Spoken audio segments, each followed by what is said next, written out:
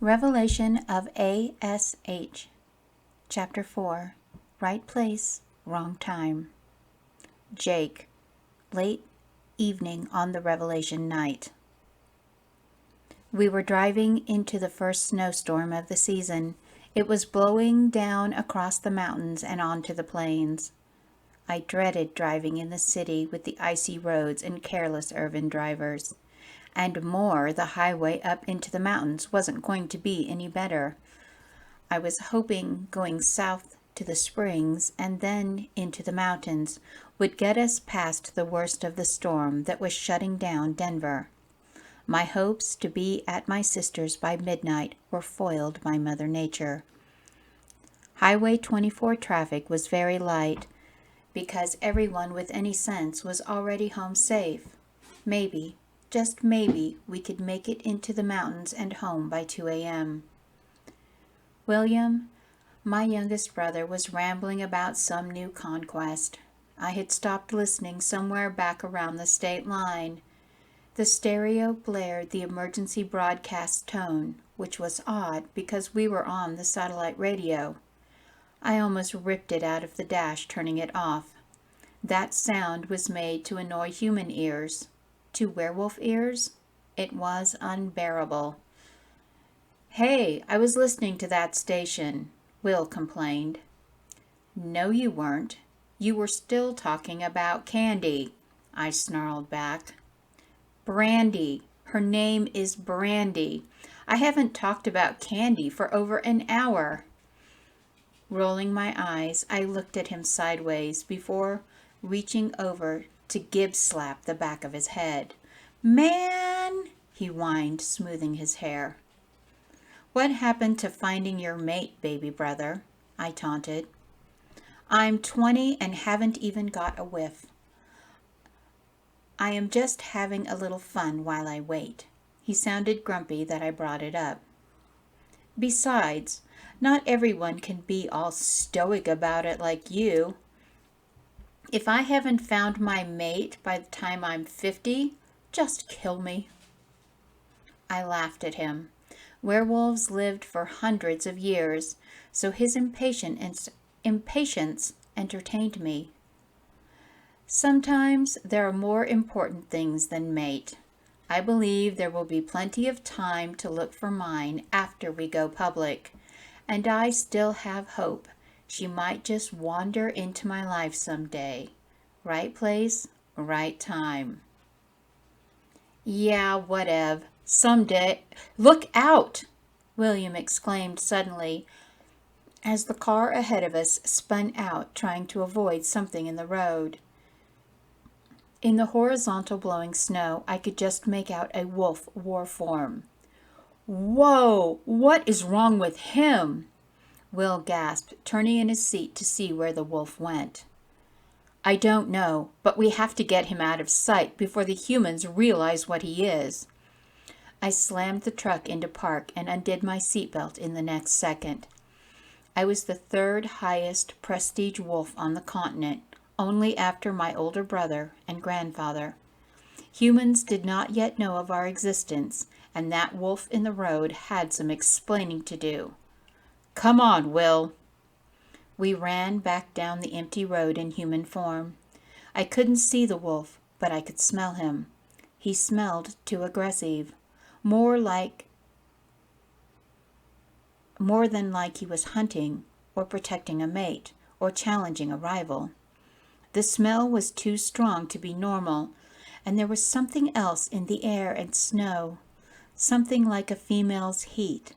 It was sweet smelling, mixed with blood. "Jake," my brother sounded scared. "I can smell him, Will. Be careful." "No, not him. The air, I feel..." He was panting, trying to talk. Then he blurted out in a panicked rush, "Jake, I'm losing control of my wolf." "Fight it, Will." I couldn't help him. The same thing was happening to me. Dark emotions swirled in me like the snowflakes swirling around me. Predatory urges overwhelmed everything. The strange wolf jumped at me from the blinding snow, and I ripped him in half. My wolf growled enraged. How dare that pathetic Theta challenge me? I was more than he ever would be.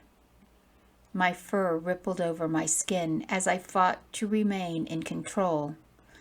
Since my first shift almost a century ago, I hadn't lost control of my wolf until this night. I was panting from running. I heard screams of hunting vampires and howls of mad wolves. I was barely in control of my wolf as I fought 2 vampires. We killed so many wolves and vampires tonight, all dominant males, all completely and homicidally insane. 2 teenage girls were cowering behind Will's wolf as he paced protectively in front of them. Vampires were faster than us, but war-form wolves were stronger. It was usually a test of skill, but tonight none of that mattered. Only the most vicious survived. When the 2 mad vampires were dead, I forced my skin over my fur. My mouth tasted like blood and chemicals, and something sickly sweet. My head was pounding, like I went on a 3-day bender. I knew I looked rough. I had been shot, clawed, bitten, and stabbed. I felt like I had been through a war in one night, a war I couldn't remember. "It's okay," I said raggedly. "We're here to protect you." They stared at us wide-eyed. "Do you have a storm shelter or safe room in your house?" I knew I needed to get them out of the open. The older one shook her head. "You're naked," the younger one pointed out. I couldn't help the half-smile. "Well, our wolves don't like to wear clothes. We need to get you to a safe place. You can't stay here." Our brother works at the bank on Meridian. They're trapped in the vault. He sent us a text. I have it on my phone. He said there were vampires attacking them. You're really real. Vampires, werewolves. You're all real, just like Twilight. I didn't think I had ever heard anyone talk as fast as the little redhead. "Yes, but something is wrong with the others who are attacking everyone. They're sick. We need to get you to safety," I reminded. Why can't he change? What happened to the others?" The older strawberry blonde stammered, pointing at Will's wolf. "He can't change until he heals more, or he'll lose his eye. I don't know what happened to the others. There is something in the air. It's making the males unnaturally aggressive. He won't hurt you. He just can't shift back yet." Both nodded as if they understood, but I didn't understand it myself. I didn't tell them I had lost at least 4 hours, maybe 6 hours tonight. Even half an hour ago, I didn't know where I was or what I was doing. We heard howls and shouts to the west. The girls looked panicked. "Get inside and hide in a closet." I rushed them into the house. "Stuff blankets around the door. I'm going to make it so they can't smell you. Do not come out until we come back for you." When I got back to the kitchen, Will was still in his fur. He whined as I began pouring bleach and ammonia together in the sink. It's a dangerous combination that creates chlorine gas, but it would guarantee the girls weren't scented by the insane wolves or vampires. Without a word, we ran out the door and back into the storm, trying to save more. Gathering the survivors, we added the 2 girls and 3 others from an elementary school to those 4 who made it into the bank vault. The bodies of the brutally murdered were everywhere. Humans, wolves, vampires, pet dogs and cats, even livestock. Will and I both scented them at the same time and ran hard. We howled in challenge, trying to draw the mad wolves and vampires to us in hopes of saving more. The feeling of déjà vu was not lost on me as we entered another house. From the front window was shattered with blood everywhere, but this one had a dead man and a headless wolf in the living room. I could smell the sweetest aroma inside, a fertile human female, and I knew instantly who she was to me as my heart clenched in terror. My mate lived here with this human male and 2 others, their children. On the wall, I looked at images of a close family. She was so beautiful, with her dark hair and hazel eyes. She looked happy. The image seemed so out of place here in the war zone of this night. My heart pounded in fear as I followed her scent through the house and out into the backyard. Blood was spattered across the walls, seeping through the fresh white snow. Will howled like a lost soul as his wolf dug into one of the piles. He shifted into his skin, tearing the healing wound on his face. His blood dripped into the snow. His eye may be forever blind, but I don't think he cared. No, no, no, no! He had found his mate, hours too late to save her. I turned my back on his grief as he rocked her frozen form back and forth. I could not stop the sound of his sobbing from tearing at my soul as I dug the other bloody snowbank. It was another dead wolf, and there was a boy who was torn in half. A 3rd dead wolf was decapitated by the fence. This family fought hard. My mate wasn't here, but her blood was. So much of it. A bloody handprint on the outside of a greenhouse had me almost ripping the door from the hinges. But she wasn't in there either. Only more of her blood. I didn't want to think about what happened to her body. Not with what happened to her family. I could smell too much of her blood to believe she survived, and something else. A strange, musky scent that was somehow familiar, mixed with the sickly sweetness that tainted all of us with madness. My wolf and I just wanted to lay down on her blood stain and grieve our brave and beautiful mate. We finally found her, but we were in the right place at the wrong time. I don't know how long I stood there when I heard the shriek of a hunting vampire. I was suddenly surprised that I could hear anything over the pounding of my heart. My hands hurt as I clenched them into fist. I had lost half the left one this night. I flexed the uninjured hand and placed it on Will's shoulder. Our father taught us duty before self. It was a lesson I hated at this moment. There's nothing we can do, little brother. Come on, we have more to rescue. It killed me to take him away from her. Then I noticed that she had a bullet hole in her temple, and that there was a gun poking out of the snow nearby. She killed herself. I was glad she was given a quick death and did not die like her brother and parents. We carried them inside. Will carefully laid her down and placed a chaste kiss on her gray lips. He looked at me with dead eyes as I laid the boy next to the girl, who was my brother's mate. I promised myself and my mate that when this night was over, I would come back and bury her children and husband. Perhaps I could find her body too. It was the least I could do for the mate I never met, and for the many I failed to protect this night. We shifted into our wolves and ran back into the chaos to search for more survivors. The vampire in the fast food restaurant was screeching, as a cornered girl screamed in terror. She sobbed her relief after we killed him, shifted, and explained that we were there to help.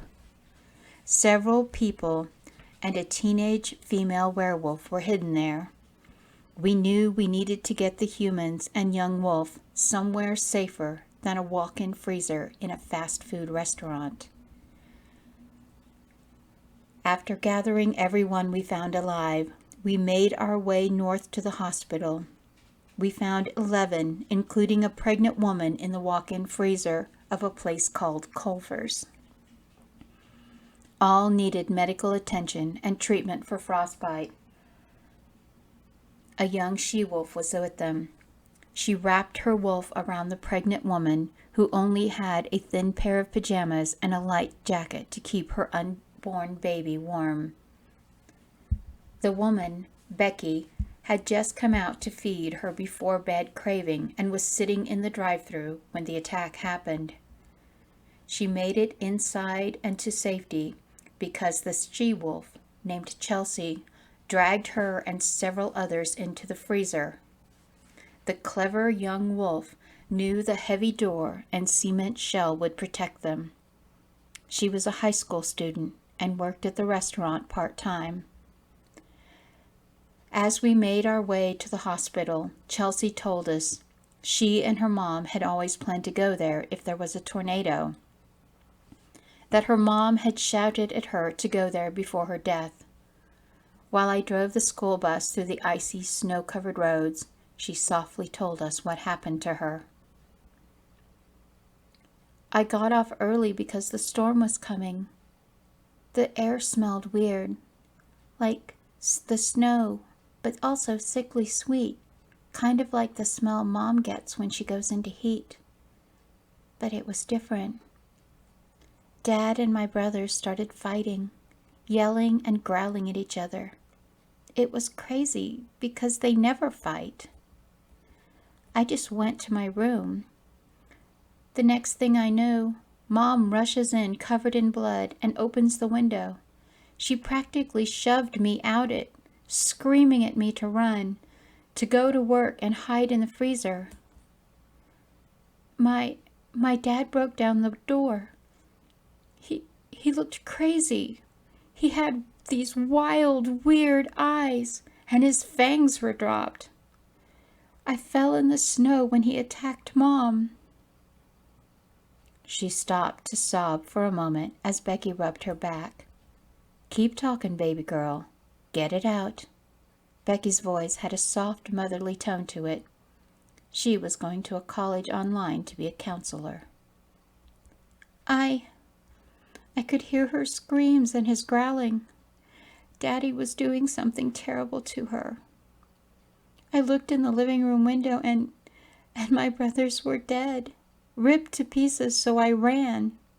There were wolf howls and vampire shrieks all around me, and I knew we were in trouble. When I saw Miss Becky in the drive-thru, I knew she was there for her usual mint chocolate chip and hot fudge. I just shifted back and dragged her inside with me. I'm sorry. I know it's illegal for a wolf to shift in front of a human, but I couldn't leave you to die, Miss Becky. I couldn't. Chelsea declared, crying. I know, baby girl. Thank you for saving us. The woman patted her hair and encouraged her to keep talking. Keep going. The commander needs to know the rest. We all hid in the cooler. Then the power went out. Ben went out and never came back. Then Brianna went out and came back. She said the eating area was trashed and Ben was dead. When she went to check again, you found us. Ben finally asked me out. We were supposed to go to homecoming. Alpha, what happened?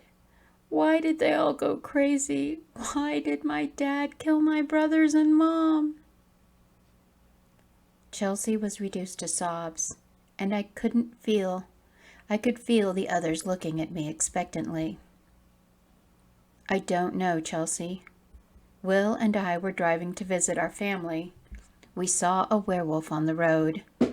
We stopped to try to help him. He attacked us, and we got drawn into this madness. I have no idea how many I killed tonight. They all tried to challenge me instead of yielding. Something was in the air, in the snow. It affected the males, making them overly aggressive. We smelled it when we stopped, and we spent the rest of the night fighting those that were contaminated by it and rescuing all we could find. I explained. How come it didn't make you crazy like the others? A man demanded angrily. His wife and child held close to him. There was a school play, and they hid in the maintenance closet at the elementary school when the attack came. They spent an hour listening to those around them dying. The wife knocked over a bottle of pungent cleaner, and it hid their scent. I could still smell it clinging to their clothes. Their survival was sheer luck. We're warrior wolves. We spent our lives practicing overcoming bloodlust and blind rage, learning how to overcome it in the worst situations like tonight, I answered. I didn't tell them that we too had fallen into the madness before recovering, because they trusted me to keep them safe. At the hospital, there were bodies of dead werewolves and vampires among the dead humans scattered across the parking area. All the dead nonhumans were male. Suddenly, 2 female vampires with silver swords appeared, standing between us and the entrance. Behind them, several heavily armed human men and women took aim at our group as we got off the bus.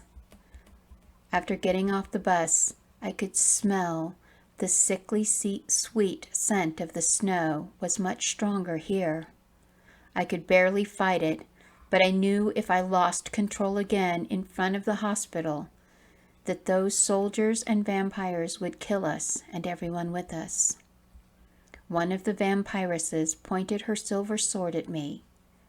Leave or die, wolves. Next, Chapter 5.